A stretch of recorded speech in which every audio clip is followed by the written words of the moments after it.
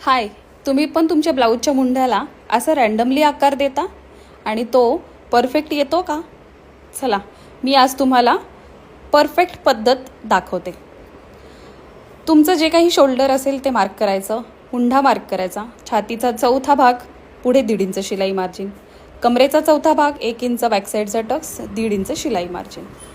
आता आपण perfect मुंढ्याला marking कसं करायचं? कॉर्नरपासून 1 इंचावर मार्क करा.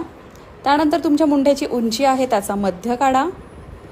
त्यानंतर मुंढ्यापासून छातीपर्यंतचं जे अंतर आहे त्याचा मध्य काढा. आणि आता तुम्हाला इथे 3 पॉईंट्स मिळालेत.